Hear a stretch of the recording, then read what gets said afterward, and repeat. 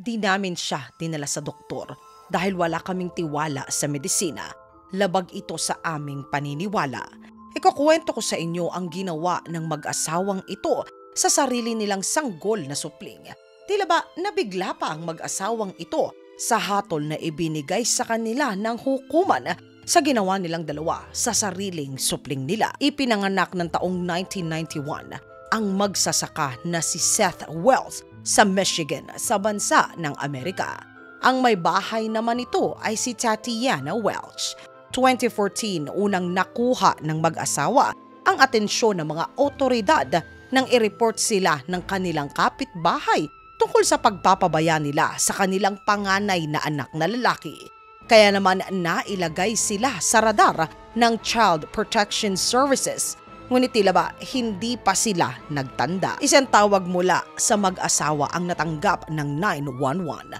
Ito ay ng ikadalawa ng Agosto ng taong 2018. Ayon sa report na ang tawag ay mula sa ama na si Seth Welch. Nakita daw niya ang kanyang 10 buwang gulang na anak na babae na si Mary Welch na wala ng buhay sa kanyang crib.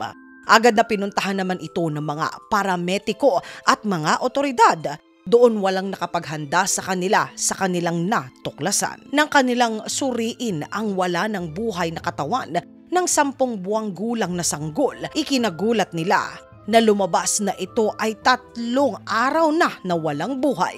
Ito ay bago pa ito naitawag sa kanila. Ang mas nakaagaw ng pansin pa ng mga mediko ay kung gaanong kapayat ang sanggol. Sa edad nito na 10 buwang gulang, ito ay may timbang lamang ng 2.5 kilo. Kitang-kita rin sa balat nito kung gaano ito ka-dehydrated.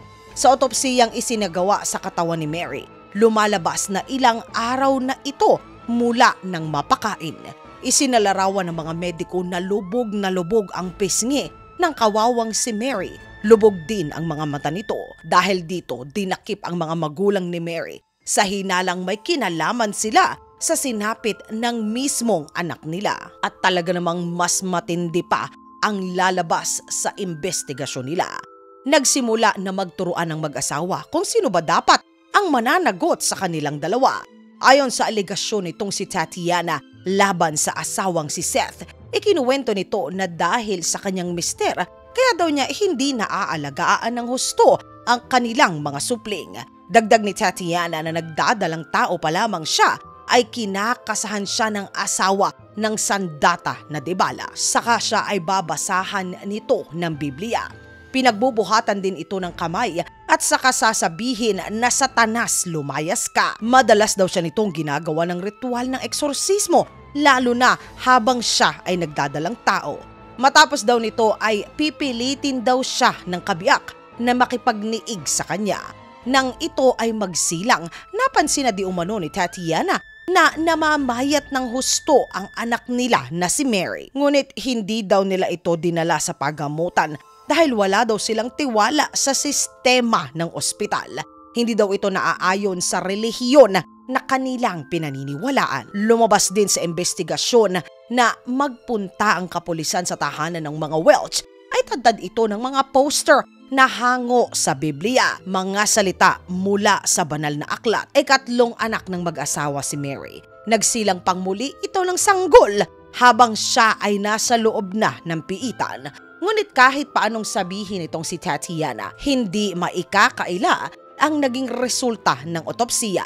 Si Mary ay nasawi dahil sa matinding malnutrisyon at dehydration. Dahil dito parehong sinampahan ng kaso ng pagkuha ng buhay at pang-aabuso sa isang bata ang mag-asawa na si Seth at Tatiana.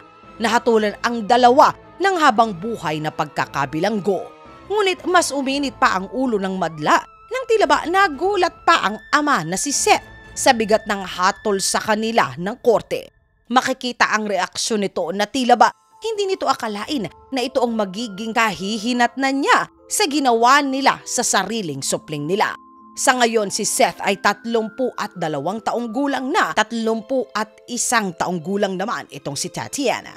Ayon sa kanila na matapos mahatulan ng taong 2020 ay agad din nila na inapila ang kaso ng mag-asawa.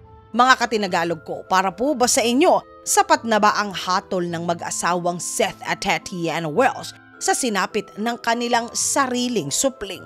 O dapat ay mas mabigat pa ang dapat na ibigay sa kanila na parusa? Isulat po ang inyong saloobin sa comment section sa ilalim upang sama-sama naman po na ito ay ating basahin. Mga katinagalog ko, ang may pinakamagandang sagot po ay mananalo pa rin ng 100 GCash load. Mga katinagalog ko, maraming salamat po sa pagsama ninyo sa segment natin sa araw na ito.